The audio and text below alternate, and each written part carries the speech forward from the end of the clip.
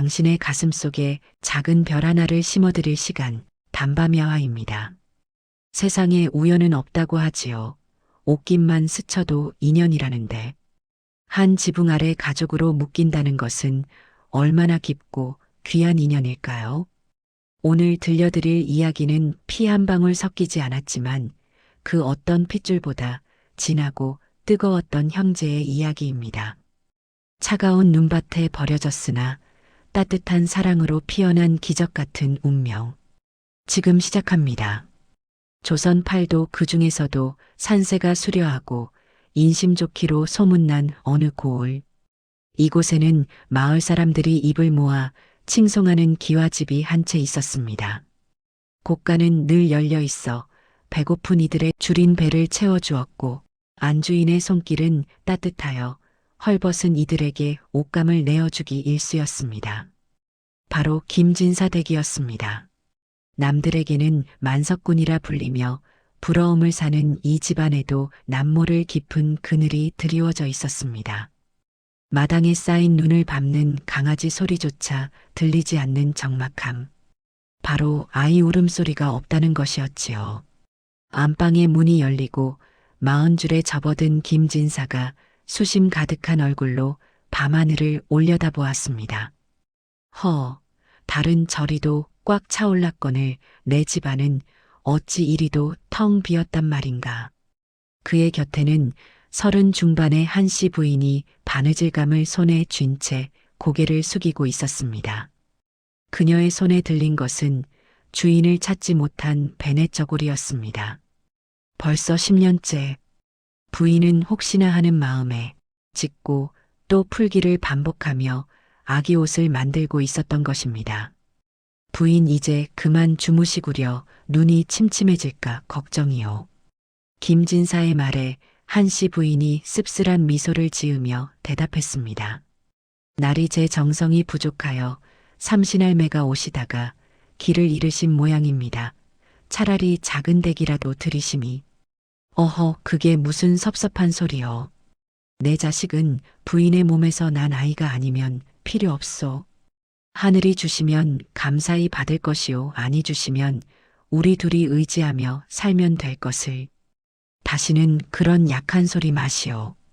김진사는 호통을 쳤지만 돌아누운 그의 등은 왠지 모르게 작아 보였습니다. 부부는 그렇게 서로의 아픈 등을 바라보며 또다시 긴 겨울밤을 뜬 눈으로 지새우고 있었습니다. 그날 밤은 유난히도 눈이 많이 내렸습니다. 세상의 모든 소리를 삼켜버릴 듯 펑펑 쏟아지는 한방눈. 그 눈보라를 뚫고 김진사 댁 대문 앞에 희미한 그림자 2개가 서성이고 있었습니다. 남루한 옷차림에 집신조차 다해진 젊은 부부였습니다. 여인의 품에는 낡은 포대기에 쌓인 갓난아기가 안겨 있었습니다. 여인은 차마 발걸음이 떨어지지 않는 듯 아이의 얼굴에 자신의 볼을 비비며 오열했습니다. 아가 못난 애미를 용서해라. 내저지 말라. 너에게 줄 것이 맹물밖에 없구나. 이 추운 날 너를 굶겨 죽이느니 차라리 따뜻한 아랫목이 있는 집에서 한 끼라도 배불리 먹는 것이.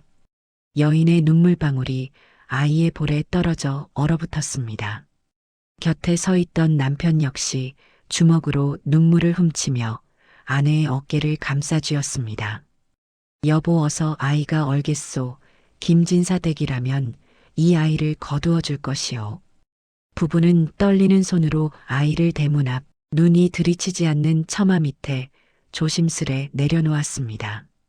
그리고 품속에서 꼬깃꼬깃 접은 서신 하나를 아이의 베네저고리 끈에 묶었습니다. 손가락을 깨물어 혈서라도 쓰고 싶었으나 그럴 기운조차 없어 숯검댕으로 꾹꾹 눌러 쓴 편지였습니다. 으앙으앙. 아이가 마치 이별을 아는 듯 자지러지게 울음을 터뜨렸습니다. 젊은 부부는 입을 틀어막고 뒤를 돌아보고 또 돌아보며 눈보라 속으로 사라졌습니다. 자신의 심장을 도려내어 눈밭에 두고 가는 부모의 뒷모습은 내리는 눈발보다 더 하얗게 질려 있었습니다. 아니 이게 무슨 소리요? 아이 울음소리 아닙니까? 새벽녘 잠을 설치던 한씨 부인이 벌떡 일어나 대문으로 달려나갔습니다. 김진사도 황급히 등불을 들고 뒤따랐습니다. 대문을 열자 하얀 눈 세상 속에 붉은 덩어리 하나가 꿈틀거리고 있었습니다. 세상의 여보 아기입니다. 핏덩이 같은 아기가. 한씨 부인은 맨발인 것도 잊은 채 뛰어나가 아이를 품에 안았습니다. 아이는 이미 입술이 파랗게 질려 울음소리조차 내지 못하고 있었습니다. 어서 안으로 들입시다. 김진사가 소리쳤습니다. 따뜻한 아랫목에 아이를 뉘고 부인은 언손을 호호 불어가며 아이의 몸을 주물렀습니다. 얼마나 지났을까 아이의 몸에 온기가 돌더니 응애하고 힘차게 울음을 터뜨렸습니다. 그제야 부부는 안도의 한숨을 내쉬었습니다. 김진사는 아이의 품에서 꼬깃꼬깃한 종이 한 장을 발견했습니다. 떨리는 손으로 펼친 종이에는 삐뚤빼뚤한 글씨가 눈물 자국에 번져 있었습니다. 가난이 죄라 이 귀한 생명을 먹일 것 한 방울이 없어 염치불구하고 내려놓고 갑니다. 부디 거두어 주신다면 죽어서라도 그 은혜를 잊지 않겠습니다. 이 아이의 이름은 없으나 부디 착하게 살라고 빌어주십시오. 편지를 읽던 김진사의 눈시울이 붉어졌습니다. 한씨 부인은 아이를 더욱 꽉 끌어안으며 통곡했습니다. 가엾어라 오죽했으면 핏줄을 떼어놓고 갔을꼬. 여보 이 아이 우리가 키워요. 네. 하늘이 우리에게 보내주신 게 분명해요. 김진사는 말없이 고개를 끄덕였습니다. 그는 아이의 맑은 눈망울을 들여다보며 말했습니다. 그래, 오늘부터 이 아이는 내 자식이요. 어질고 착한 심성으로 우리 집안을 지키는 우산이 되어다오. 이름은 선우라 함이 좋겠소. 그날부터 적막하던 김진사 댁에는 아이 울음소리와 웃음소리가 끊이지 않았습니다. 한씨 부인은 젖동량을 다니고 손수 암죽을 쑤어 먹이며 지극정성으로 선우를 키웠습니다. 업둥이라 손가락질하는 이가 있으면 김진사가 대노하여 쫓아냈고 부부는 선우를 금지옥여 세상 무엇과도 바꿀 수 없는 귀한 보물로 여겼습니다. 선우는 그 사랑을 먹고 무럭무럭 자라났습니다. 방긋방긋 잘 웃고 순하기가 비단결 같아 마을 사람들도 점차 복덩이가 들어왔다며 칭송하기 시작했습니다. 그렇게 선우가 김진사 댁에 온 지 꼭 3년이 되던 해였습니다. 봄 기운이 완연한 어느 날 밤 한씨 부인은 기이한 꿈을 꾸었습니다. 꿈속에서 부인이 마당에 앉아 있는데 하늘에서 커다란 황룡 한 마리가 내려왔습니다. 놀란 부인이 뒤로 물러서려는데 어린 선우가 아장아장 걸어오더니 그 무서운 황룡의 수염을 겁도 없이 쓰다듬는 것이 아니겠습니까? 그러자 황룡이 입을 떡 벌리더니 입안에서 찬란하게 빛나는 여의주 하나를 툭 하고 선우의 손에 뱉어주는 것이었습니다. 선우는 까르르 웃으며 그 여의주를 한씨 부인의 치마폭에 안겨주었습니다. 부인 일어나 보시오. 김진사의 목소리에 잠에서 깬 한씨 부인은 온몸이 땀으로 흠뻑 젖어 있었습니다. 그런데 이상하게도 속이 메스꺼우며 헛구역질이 올라왔습니다. 욱욱. 의원을 불렀더니 의원이 맥을 짚고는 화들짝 놀라며 말했습니다. 축하드립니다. 진사어른, 태기가 있으십니다. 아주 건강한 맥박이 잡힙니다. 내 태기라니요. 제 나이가 40이 다 되어가는데 의원님 농이 지나치십니다. 아닙니다. 하늘이 내린 기적입니다. 김진사와 한씨 부인은 서로를 끌어안고 펑펑 울었습니다. 10년을 기다려도 오지 않던 아이가 선우가 오고 나서 기적처럼 찾아온 것입니다. 10달 뒤 우렁찬 울음소리와 함께 건강한 사내아이가 태어났습니다. 부부는 이 아이의 이름을 진우라 지었습니다. 귀한 보배라는 뜻이었지요. 마을에 늙은 스님이 탁발을 하러 왔다가 포대기에 쌓인 갓난쟁이 진우와 그 곁을 지키는 4살배기 선우를 보며 합장을 했습니다. 나무 간세음 보살 허허 참으로 기묘하구나. 큰 아이의 사주에 형제복이 차고 넘치니 그 기운이 동생을 불러들였구려. 업둥이가 아니라 복덩이를 들이셨습니다. 큰 아이가 작은 아이의 그늘이 되어줄 것이니 두 아이를 차별 없이 귀하게 키우셔야 합니다. 김진사는 스님의 말을 가슴 깊이 새겼습니다. 자신의 핏줄인 진우가 태어났지만 그는 선우를 더욱 끔찍이 아꼈습니다. 선우가 없었다면 진우도 없었을 것이라 믿었기 때문입니다. 하지만 세상 인심이란 것이 참으로 얄궂어서 아이들이 자랄수록 밖에서 들려오는 소리는 흉흉하기만 했습니다. 그래봤자 굴러온 돌 아니냐. 결국 재산은 핏줄인 진우 도련님이 다 가져가겠지.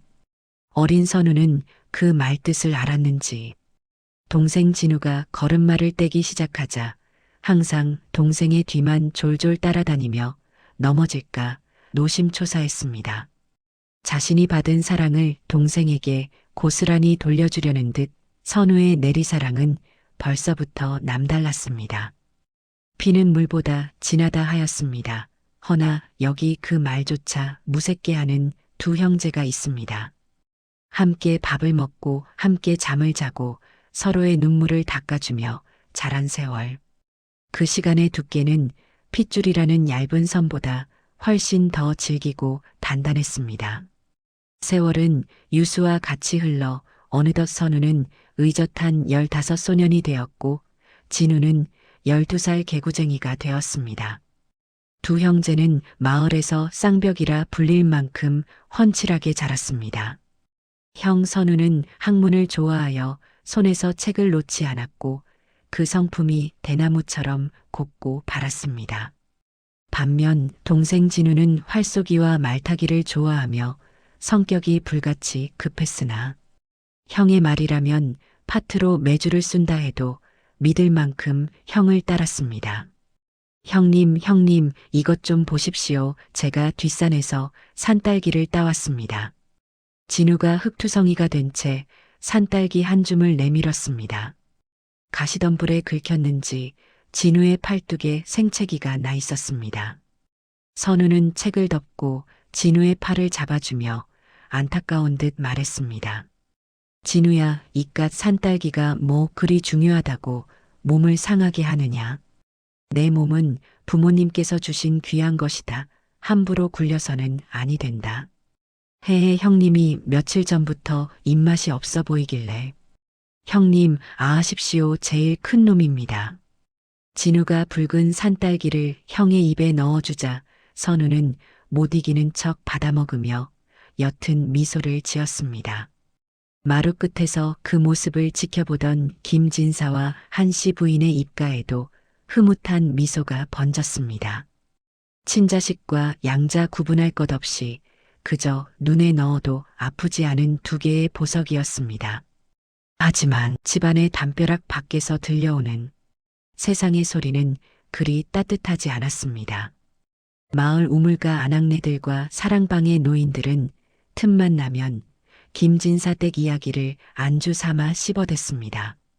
아무리 업둥이가 똑똑하면 뭐해 결국 굴러온 돌인데. 그렇지 김진사 영감도 속으로는 핏줄인 진우 도련님한테 재산을 다 물려주고 싶겠지. 선우 그놈도 눈치가 있으면 알아서 찌그러져야지. 장남 행세를 하려 들면 사단이 날 거야. 어느 날 장터에 심부름을 다녀오던 선우는 우연히 우물가에서 하인들이 나누는 이야기를 듣게 되었습니다. 야, 너 줄 잘 서라. 나중에 안방 차지할 사람은 결국 진우 도련님이야. 선우 도련님은 언제 쫓겨날지 모르는 파리 목숨이라고. 선우의 가슴에 비수가 꽂혔습니다. 자신을 친자식처럼 키워준 부모님과 친형처럼 따르는 동생. 그 진심을 의심한 적은 없었으나 세상의 눈에는 자신이 그저 남의 자식이자 재산을 노리는 불청객으로 비친다는 사실이 뼈아팠습니다. 그날 밤 선우는 잠든 진우의 머리맡에 앉아 다짐했습니다. 진우야, 나는 결코 너의 앞길을 막는 돌부리가 되지 않을 것이다. 나는 너를 받쳐주는 디딤돌이 될 것이다.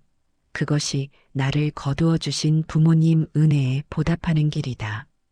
그날 이후 선우는 더욱 몸을 낮췄습니다. 좋은 옷은 진우에게 양보하고 맛있는 음식도 동생에게 먼저 권했습니다. 자신의 총명함이 동생을 가리지 않도록 사람들 앞에서는 일부러 어리숙한 척 말을 아끼기도 했습니다. 그의 여름 유난히 긴 장마가 계속되었습니다. 마을 앞 개울물이 불어 흙탕물이 무서운 기세로 흐르던 날이었습니다.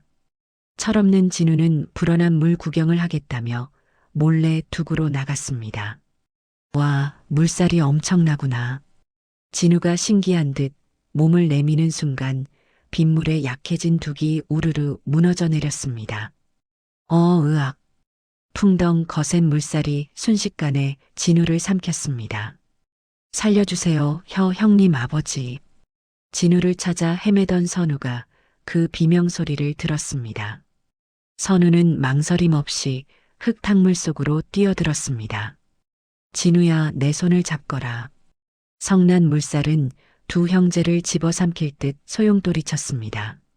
선우는 날카로운 바위에 어깨가 찢어지는 고통을 느끼면서도 한 손으로는 떠내려가는 통나무를 잡고 다른 한 손으로는 허우적대는 진우의 멱살을 움켜쥐었습니다. 형님, 저 때문에. 말하지 마라, 숨을 참아. 내가 널 놓지 않는다. 절대 안 놓아. 선우는 젖먹던 힘까지 짜내어 진우를 물가로 밀어 올렸습니다. 가까스로 무태 올라온 두 형제는 진흙탕에 널브러져 거친 숨을 몰아쉬었습니다. 선우의 어깨에서는 붉은 피가 빗물에 씻겨 내려가고 있었습니다. 뒤늦게 달려온 김진사가 그 참혹한 광경을 보고 사색이 되었습니다. 아이고, 내 새끼들 이게 무슨 일이냐? 김진사는 다친 선우를 업고 하인은 진우를 업고 빗속을 뚫고 집으로 달렸습니다. 그날 밤 열병에 걸려 끙끙 앓던 선우의 머리맡을 지키던 건 다름 아닌 진우였습니다. 형님 죄송해요. 나 때문에, 나 같은 놈 때문에 형님이. 진우는 형의 손을 잡고 밤새 울었습니다. 선우는 힘겹게 눈을 떠 동생의 눈물을 닦아주었습니다. 울지 마라, 내가 무사한이 되었다. 나는 형이지 않느냐. 이 사건 이후 진우에게 형 선우는 부모님보다 더 큰 태산이 되었습니다. 누가 형을 욕이라도 하면 진우가 먼저 달려가 멱살을 잡을 정도로 형제애는 강철처럼 단단해졌습니다. 하지만 시련은 끊이지 않았습니다.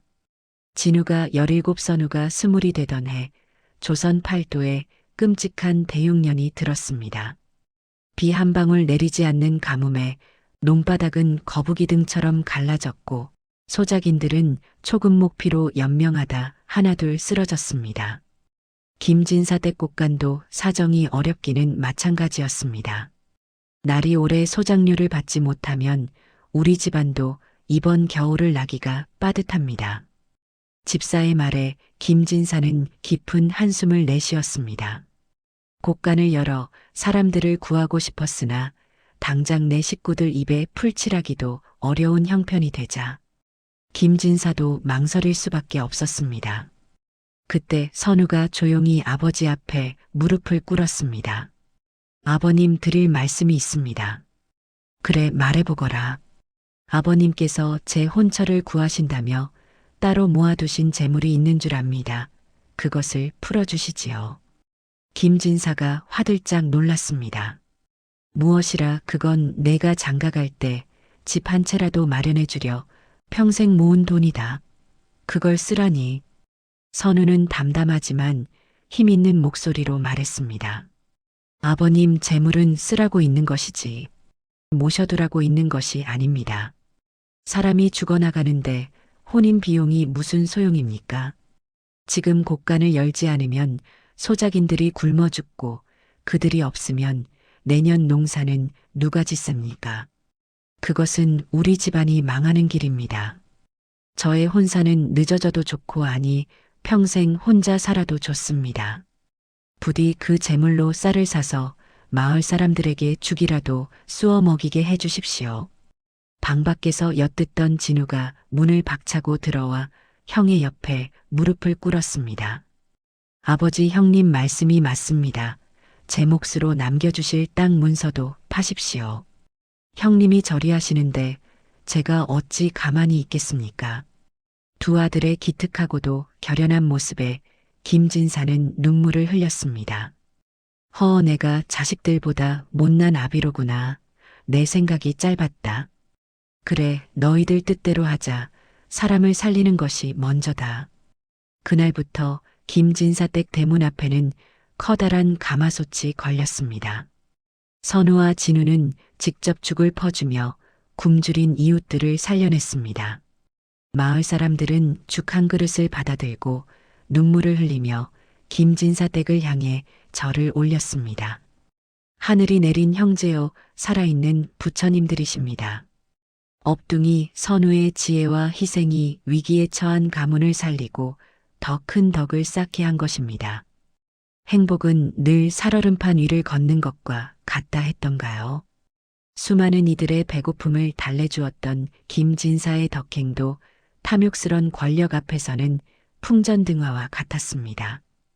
평화롭던 기와집에 들이닥친 검은 그림자, 그것은 형제의 운명을 송두리째 뒤흔들기 시작합니다. 여봐라, 죄인 김진사를 당장 포박하라. 이놈 내 죄를 내가 알렸다. 고을 사또의 호령이 관아를 쩌렁쩌렁 울렸습니다.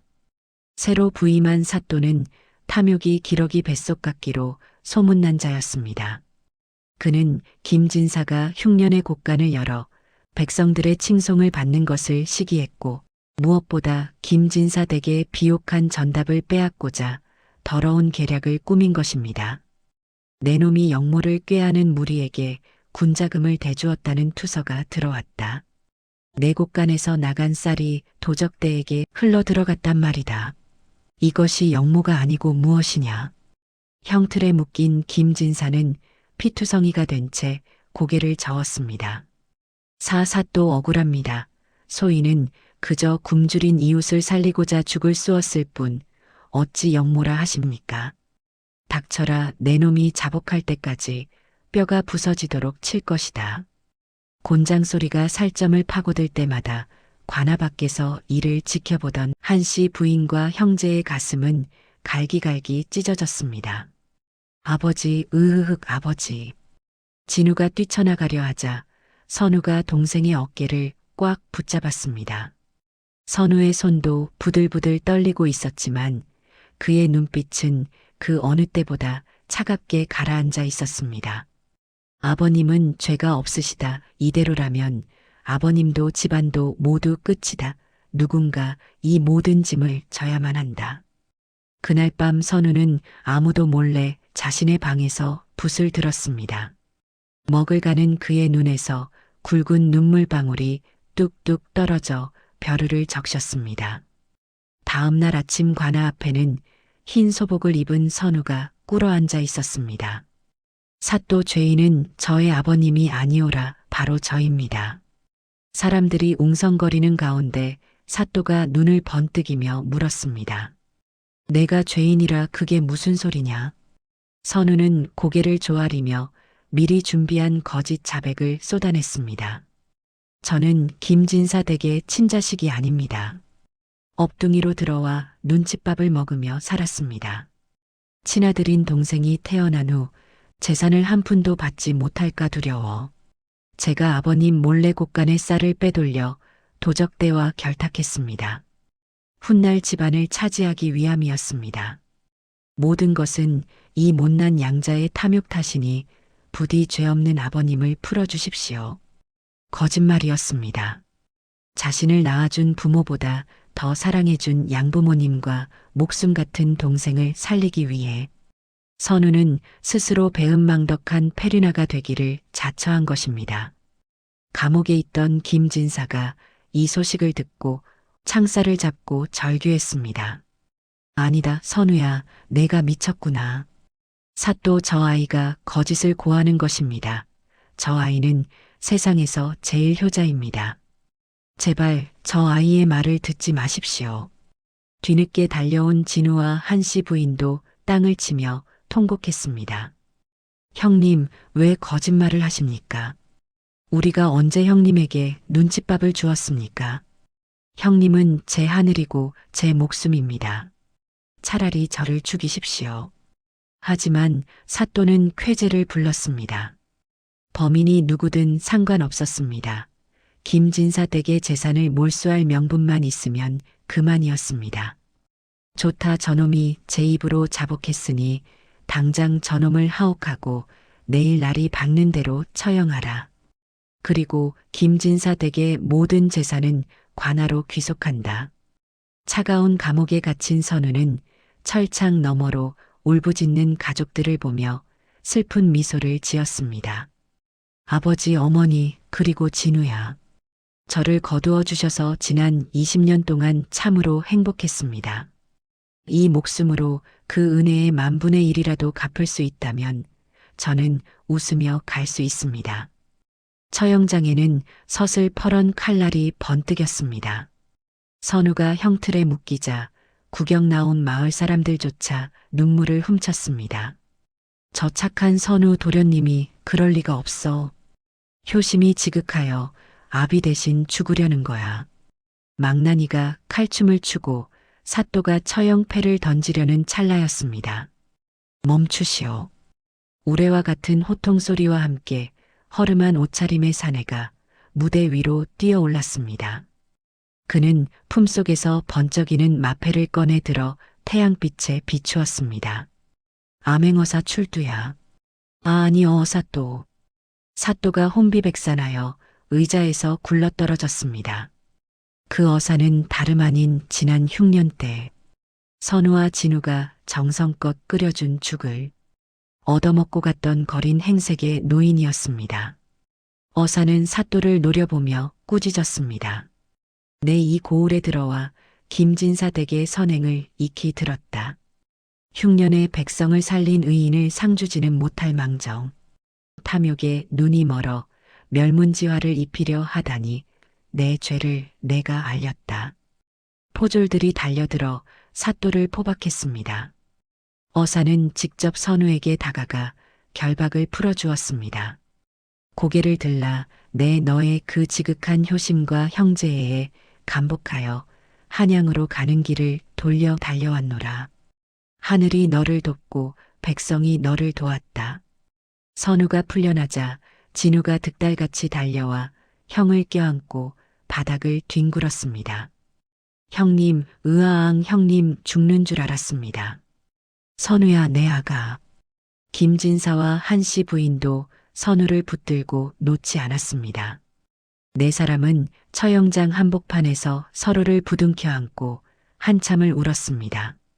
피보다 진한 눈물이 온 땅을 적셨습니다. 그로부터 수십 년의 세월이 흘렀습니다. 김진사 댁은 더욱 번창하여 고을에서 제일 가는 명문가가 되었습니다. 어느 가을날 백발이 성성한 두 노인이 대청마루에 나란히 앉아 익어가는 감나무를 바라보고 있었습니다. 호호 백발이 되었어도 여전히 형님 곁을 지키는 아우, 진우 그리고 온화한 미소를 잃지 않은 형 선우였습니다. 형님 기억나십니까? 어릴 적 제가 물에 빠졌을 때 형님이 저를 구해주셨지요. 허허 기억나다마다 그때 내 놈 멱살을 잡느라 내 어깨가 아직도 쑤신다. 두 노인은 주름진 손을 맞잡고 허허 웃었습니다.